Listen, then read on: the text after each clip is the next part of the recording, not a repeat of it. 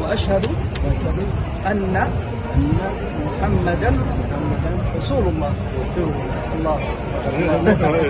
Pasca upacara pembukaan Piala Dunia Qatar 2022, dikabarkan 1.000 orang memeluk Islam. Hal ini diungkapkan Syekh Muhammad Jaber dalam akun Instagram @syekh_muhammad_jaber 21 November 2022. Menurut pengakuan adik kandung almarhum Syekh Ali Jaber tersebut, banyak orang yang memutuskan mu'alaf sebelum dan sesudah acara pembukaan Piala Dunia 2022. Allahu Akbar, Allahu Akbar, Allahu Akbar, la ilaha illallah, subhanallah. Piala Dunia tahun ini masuk sejarah, sangat luar biasa.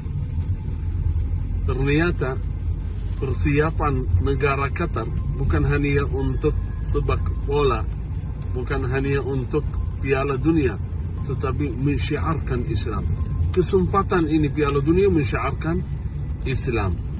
Di mana-mana ada spanduk, ada tulisan mengenai akhlakul Islam, adabul Islam, kemuliaan Nabi Muhammad sallallahu alaihi wasallam.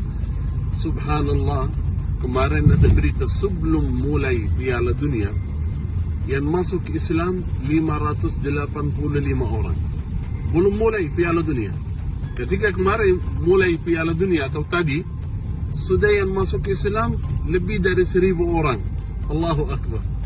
Dan apalagi mereka bagi-bagi kartu. Di situ ada link. Dan ada di hotel-hotel itu ada stiker. Di situ ada kod.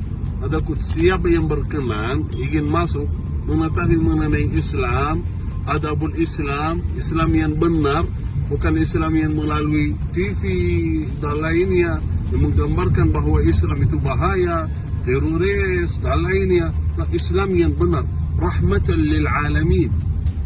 Yang masuk link itu melalui kode itu lebih dari 50.000 orang. Allahu Akbar. Semoga ya Rabb semua masuk Islam. Amin ya Rabbal alamin.